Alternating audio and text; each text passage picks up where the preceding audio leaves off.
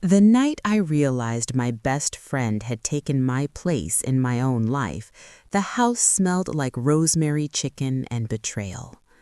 I remember standing at the kitchen sink, my hands submerged in warm, soapy water, listening to their laughter drift in from the living room. It wasn't loud, it wasn't inappropriate, it was soft, familiar, almost domestic. The kind of laughter that comes from people who know each other's rhythms. And for the first time in 22 years of marriage, I felt like a guest in my own home.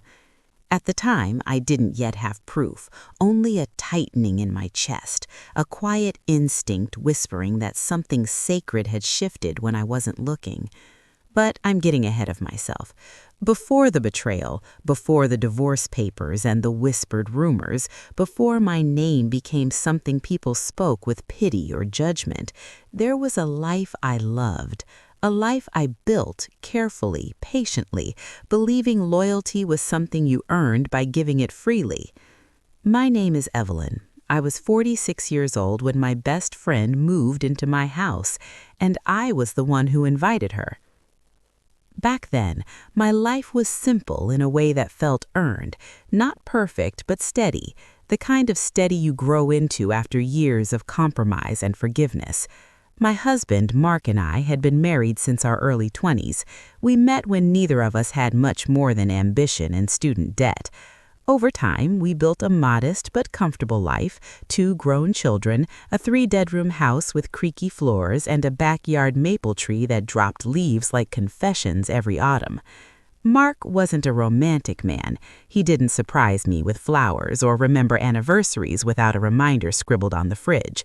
But he was reliable, or at least that's what I told myself.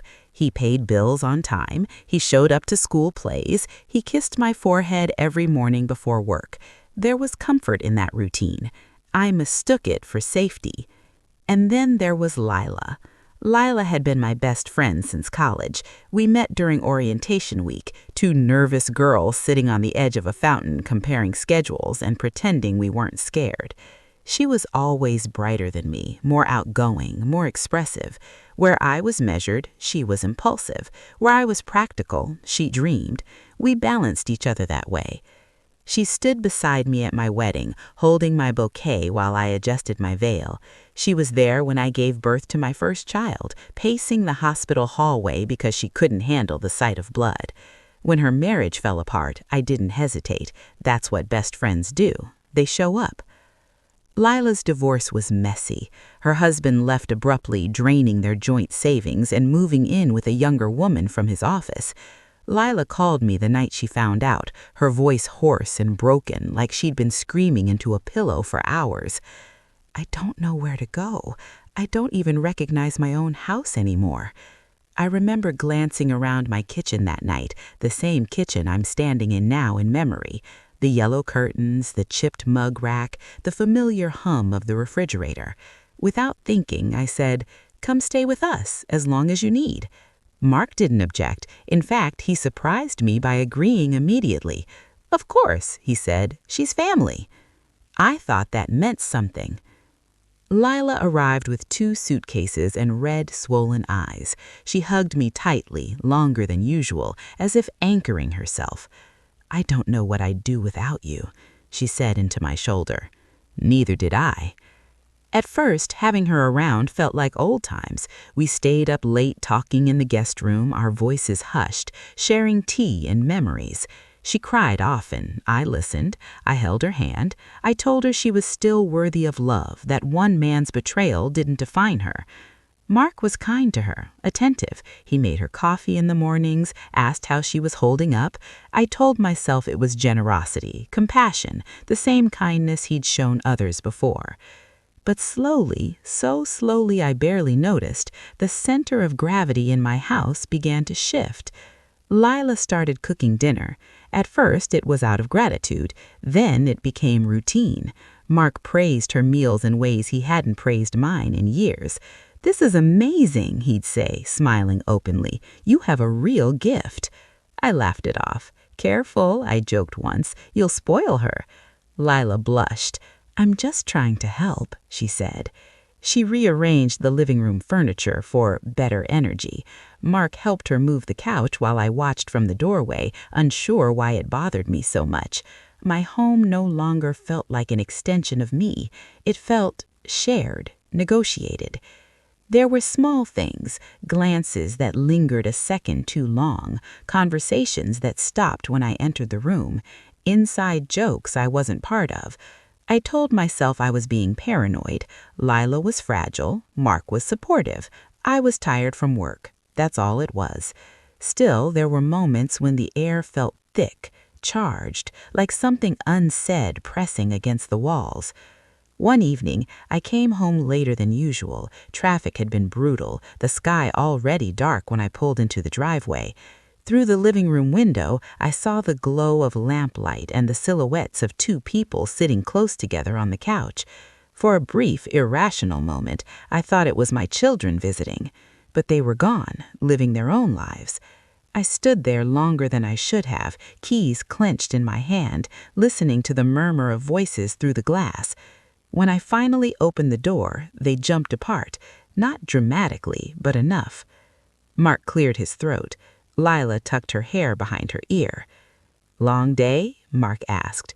"Yes," I said. My voice sounded far away, even to me. I didn't say anything else, but that night, lying in bed beside my husband, staring at the ceiling fan as it turned slowly above us, I felt the first real fear of cracking. It wasn't loud. It was a quiet thought that settled into my chest and refused to leave. What if I had invited the wrong person into my home? After that night, sleep stopped coming easily. I would lie beside Mark, listening to the familiar rhythm of his breathing, and feel like I was sharing a bed with a stranger. Every sound in the house seemed amplified. The tick of the hallway clock, the soft creak of the floorboards, the hum of the heater turning on and off. In the quiet, my thoughts grew louder. I tried to reason with myself. Lila was grieving the end of her marriage. Mark was being kind. I was projecting my own insecurities onto an innocent situation. That's what sensible women do when something doesn't add up. They look inward first. Still, the unease followed me through my days. In the mornings, I'd wake to the smell of coffee already brewed. Lila and Mark would be at the kitchen table, heads bent together over their mugs. Sometimes they'd be talking. Sometimes they'd fall silent the moment I entered the room, as if someone had pressed pause. "Oh, good morning," Lila would say, smiling too brightly. Mark would glance up. "I made extra, your favorite." I'd thank him and sit down, pretending not to notice that the seat between them was always empty, that they sat just a little too close on the same side of the table. Their shoulders didn't touch, but they might as well have. I began finding small things out of place. My scarf draped over the back of a chair instead of in the closet, the bathroom mirror wiped clean after I'd left smudges of toothpaste the night before. Once I opened my wardrobe and found one of Lila's blouses hanging among my dresses. "Oh, sorry," she said when I mentioned it. "I must have grabbed the wrong hanger." It was such a small thing, harmless, and yet my hands shook when I moved it back to the guest room. I didn't tell anyone how I was feeling. Not my children, not my sister, not even Lila herself, especially not Lila. I was afraid of sounding jealous, petty, ungrateful. I was afraid of being wrong. Mark noticed my quiet, though. One evening, as I folded laundry on the couch, he sat down beside me. "You've been distant. Is everything okay?" I wanted to say no. I wanted to ask him why he laughed more with her than with me, why his eyes followed her when she crossed the room. Instead, I shrugged. "Just tired." He nodded, accepting that answer far too easily. Lila, on the other hand, tried harder.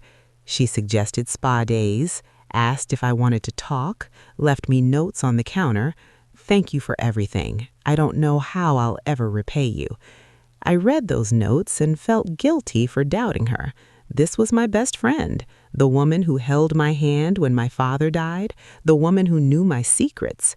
I told myself love didn't sneak up on people like that. Not real love. not between a husband and his wife's best friend. The first real clue came on a Sunday afternoon. I had gone out to run errands, groceries, the dry cleaners, a stop at the pharmacy. When I pulled back into the driveway, I realized I'd forgotten my phone charger. I went back inside to grab it, careful to be quiet so I wouldn't interrupt whatever show they were watching. The house was silent. Too silent. I moved down the hallway, the soft pad of my shoes muffled by the old carpet. As I passed the guest room, I heard voices, low, intimate. Mark's voice, Lila's laugh, soft, breathy, unmistakable. I stopped without meaning to. "I shouldn't," Lila said. Her voice trembled. "This isn't right." "You deserve happiness," Mark replied, "after everything you've been through." There was a pause, a long one. I didn't hear a kiss. I didn't hear anything that could be called proof, but something in his tone, gentle, reassuring, familiar, made my stomach drop. I stepped back before they could open the door. My heart was pounding so loudly I was sure they could hear it. I grabbed the charger from the bedroom and left as quietly as I'd come, my hands slick with sweat. In the car, I sat gripping the steering wheel, staring at the garage door. My reflection in the windshield looked pale, older, as if something inside me had aged all at once. Still, I said nothing. Denial is a strange kind of protection. It wraps itself around you and whispers that silence will keep things from falling apart. I chose silence for weeks, but the house kept changing. Lila stopped sleeping in the guest room. She said the bed hurt her back. Mark offered to switch mattresses with her. I protested, weakly. He waved it off. She needs it more than we do. They started going for walks together in the evenings, just around the block. Fresh air helps. I stayed home, cleaning an already clean kitchen, listening for the sound of their return. The night everything finally came into the light wasn't dramatic. It was quiet. I woke up around 2 in the morning and reached for Mark out of habit. My hand met cold sheets. At first, I thought he'd gone to the bathroom. I waited. Minutes passed. The house was still. I got up and padded down the hallway. The guest room door was closed. I stood there for a long time, my hand hovering inches from the knob. My heart was racing, but my mind felt oddly calm, as if it had already accepted the truth and was just waiting for my body to catch up. When I opened the door, the lamp was on. They were sitting on the bed, fully clothed, too far apart to look guilty at first glance. But guilt has a way of revealing itself. Mark's face drained of color. Lila covered her mouth with her hand, her eyes filling with tears. "Evelyn," Mark said softly, "we were just talking." I looked at them, really looked at them. The rumpled sheets, the space between them that felt rehearsed, the way Lila's knees were angled toward him, not away. I nodded once. "I see," I said. My voice didn't shake. That frightened me more than if it had. No one reached for me, no one apologized right away. In that moment, I understood something painful and simple. They had already chosen each other, and I was the last to know. I didn't scream, I didn't cry, I didn't throw anything. I simply closed the door. That part surprised me later, how quiet I was, how controlled, as if some inner switch had flipped and shut down everything fragile inside me. I walked back to my bedroom, sat on the edge of the bed, and waited. I don't know what I expected. A confession? A knock on the door? An explanation that would somehow rearrange reality into something I could survive. None of that came. Minutes passed, then longer. Eventually, Mark came in alone. He stood near the doorway like a guest, unsure whether he was welcome. "We didn't plan for this to happen," he said. I looked up at him, the man I had shared half my life with, the man who knew how I took my tea and which side of the bed I preferred. He couldn't meet my eyes. "How long?" I asked. He hesitated. That hesitation told me everything. "Long enough," he said quietly. My chest tightened. "In my house?" He nodded. I felt something tear, not loudly, not all at once, but deep, like fabric ripping under pressure. This wasn't just infidelity, this was invasion. My home, my sanctuary, my kindness turned into a doorway for betrayal. "And her?" I asked. "What does she say?" Mark rubbed his hands together, a nervous habit I'd seen 100 times before big decisions. "She didn't mean to hurt you." He laughed then, a single sharp sound that startled us both. "She slept in my guest room. She ate at my table. She cried on my shoulder." Mark finally looked at me. "I didn't plan to fall in love with her." There it was, the truth, laid bare, unromantic and cruel. I nodded slowly. "Then you planned to lie." He didn't deny it. That night, I slept alone for over 2 decades. I lay on my side of the bed, staring at the wall, listening as Mark moved his things into the guest room. Lila left the house before morning. I didn't hear her say goodbye. The next days passed in a blur. I went to work, I smiled at coworkers, I cooked meals I didn't eat. When friends called, I let the phone ring. When my children checked in, I told them I was fine. Mark tried to talk. He wanted to explain, to justify, to share how lonely he'd felt, how unappreciated, how Lila had made him feel seen. I listened without responding. His words slid off me like rain on glass. Somewhere inside, I was already packing away the version of myself that believed love protected you from cruelty. The confrontation with Lila came a week later. She asked if we could talk. I agreed, not because I wanted closure, but because I needed to hear her say it out loud. We met at a small cafe downtown. The smell of burnt coffee and pastries filled the air.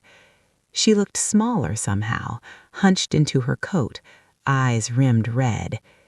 "She never meant for this to happen," she said before I could sit down fully.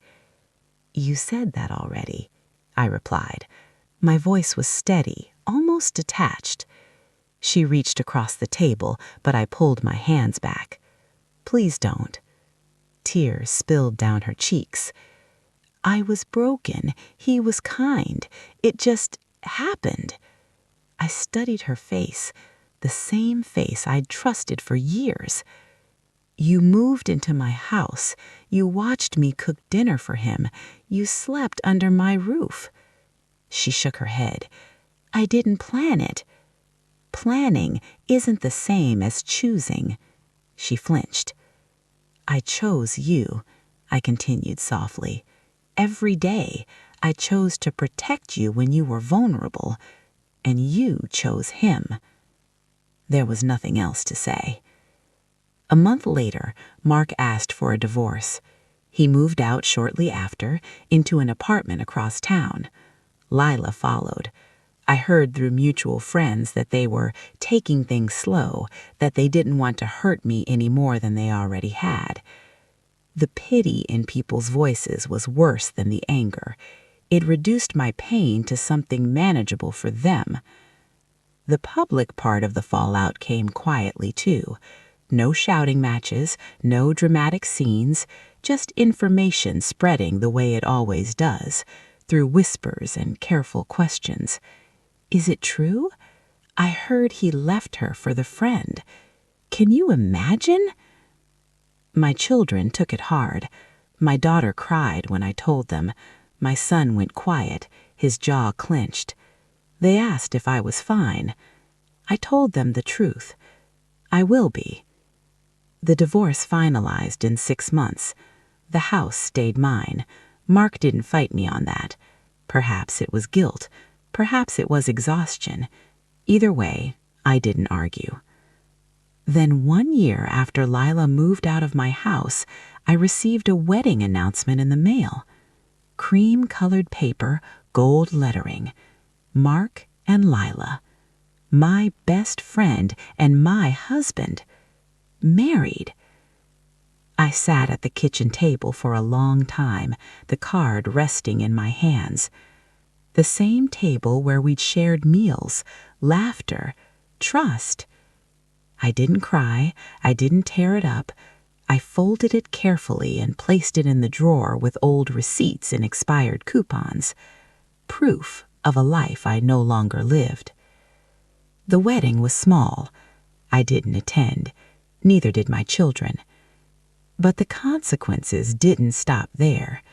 Friends chose sides. Some drifted away, others stayed, quietly, bringing casseroles and awkward hugs. I learned who valued loyalty when it was inconvenient. And in the silence that followed, something unexpected happened. I began to hear myself again. Without Mark's presence, the house felt hollow at first, too quiet. But slowly, the quiet became spacious instead of lonely. I repainted the guest room, donated Lila's old mug, rearranged the furniture back the way I liked it. I started taking evening walks alone. I noticed the way the light filtered through the trees, the way my breath slowed when I wasn't waiting for anyone else. One afternoon, while cleaning out the garage, I found an old box of journals from my 20s, dreams I'd written down and forgotten, things I'd set aside for marriage, for children, for responsibility. I sat on the concrete floor and read them, and for the first time since the betrayal, I felt something like possibility. They took my marriage. They took my friendship. The first thing I rebuilt wasn't my heart. It was my routine. For months after the divorce, I moved through my days on autopilot. Wake up, work, come home, sleep. Healing didn't arrive in a dramatic moment of clarity. It crept in slowly, disguised as small decisions, choosing a different route home, buying fresh flowers for no reason, cooking meals that took time instead of convenience. I signed up for a pottery class on a whim, Wednesday evenings, 6 weeks. My hands were clumsy at first, slick with wet clay, my fingers unsure of how much pressure to apply. But there was something grounding about it, feeling the wheels spin, shaping something that responded to my touch. When it collapsed, I learned to start again without apologizing. That felt important. Mark didn't disappear from my life completely. We shared children, after all. Our conversations were brief and polite. He seemed thinner when I saw him, a little worn around the edges. Once, during a discussion about holiday plans, he said quietly, "I never meant for things to turn out this way." I looked at him then, really looked. I didn't feel anger anymore. I felt distance. "Intent doesn't erase impact," I said. He nodded, as if he'd known I would say that. Lila never reached out again after the cafe. I heard pieces of their life together through others, how they moved too fast, how the excitement wore thin once the secrecy was gone, how she struggled with being seen as the reason instead of the woman. That wasn't my concern. The real reckoning came the day I ran into her at the grocery store. I was comparing prices on olive oil when I sensed someone behind me. I turned, and there she was, Lila, holding a basket with only a few items: milk, bread, apples. She looked startled, then nervous. "Evelyn," she said softly. I nodded. "Lila?" For a moment we stood there, two women surrounded by ordinary things, the weight of the past hovering between us. "How are you?" she asked. The question felt rehearsed, polite, hollow. "I'm well," I replied, and I was surprised to realize it was true. She swallowed. "I'm glad." There were things she wanted to say, I could see it in her eyes. Apologies, explanations, regrets shaped like excuses. I didn't invite them. "I hope you find what you're looking for," I said, stepping past her. That was the last time we spoke. Healing didn't mean forgetting. It meant releasing myself from the role of victim. I stopped replaying conversations in my head, stopped wondering what I could have done differently. Betrayal doesn't come from a single mistake. It comes from a series of choices, none of which were mine. The public consequences followed their own rhythm. Some people stopped inviting Mark and Lila to gatherings. Others pretended nothing had changed. A few tried to mend bridges that didn't need rebuilding. But what surprised me most was the quiet respect that settled around me. Women I barely knew would pull me aside and say, "I admire how you handled that." Friends told me they wished they'd had my strength in their own moments of heartbreak. Strength, I learned, isn't loud. It's choosing dignity when bitterness would be easier. The real turning point came a year after the divorce. My daughter called one evening, her voice uncertain. "Mom, would it be okay if I invited Dad to Thanksgiving?" I paused, the smell of onions sizzling in the pan filling the kitchen. The old me might have said no out of fear of reopening wounds, of sharing space with the past. But healing had changed the shape of my boundaries. "Yes," I said, "that's fine." Thanksgiving was awkward but peaceful. Mark came alone. Lila stayed home. We talked about work, about the kids' plans, about nothing that mattered. When he left, he thanked me. "For being gracious," he said. I closed the door and leaned against it, breathing in the quiet. Grace wasn't something I gave him, it was something I gave myself. Slowly, life expanded again. I traveled alone for the first time to a small coastal town where the air smelled like salt and freedom. I woke early and watched the sunrise from a bench overlooking the water, wrapped in a borrowed blanket, my thoughts unhurried. I learned that solitude wasn't the same as loneliness. I started volunteering at a local women's shelter. Listening to stories of survival and loss reminded me how many ways there are to begin again, how many times a woman can be broken and still choose to stand. One afternoon, while sorting donations, another volunteer asked, "What brought you here?" I thought about it, about betrayal, about marriage, about friendship turned sour. "Life," I said simply, "and the need to make something good from it." I never remarried. That wasn't a decision made out of fear. It was a choice made from clarity. I dated briefly, carefully. I learned what it felt like to be seen without being consumed. I learned to enjoy my own company, to trust my instincts again. And that trust, that quiet internal knowing, was the greatest gift betrayal ever gave me. Because once you survive the unthinkable, you stop settling for less than truth. Sometimes, late at night, I still think about the woman I was before Lila moved into my house, softer, more certain, less guarded. I don't mourn her. She did her best with what she knew. The woman I am now stands straighter, chooses herself without apology, knows that kindness doesn't require self-sacrifice to the point of erasure. They married each other, I married my freedom, and I would make the same choices again. The truth is, healing didn't arrive all at once. Even after I rebuilt my routine, even after I reclaimed my home and my sense of self, there were days when the past knocked softly at my door. Not to torment me, but to remind me of who I used to be and how far I had come. It happened most often in quiet moments, folding laundry, watering the plants, hearing a song Mark and I once danced to at a wedding long ago. The memories no longer hurt the way they once did, but they still carried weight, like old photographs, faded but undeniable. One evening, as autumn settled in, I sat on the back porch, wrapped in a sweater, watching the maple tree shed its leaves. They fell slowly, one by one, surrendering to the season without resistance. I realized then that I had been doing the same thing, letting go, not in anger, but in acceptance. Betrayal has a way of stripping you down to your core. It removes illusions you didn't even know you were carrying. I used to believe loyalty guaranteed protection, that love, once earned, stayed loyal by default. Now I know better. Love is a choice made daily, and when someone stops choosing you, it's not a reflection of your worth, it's a reflection of their character. I ran into Mark one final time, months later, at a school event for our granddaughter. He looked older, tired. We spoke politely, briefly. When he mentioned Lila, his wife now, there was no pride in his voice, only obligation. As we parted, he hesitated.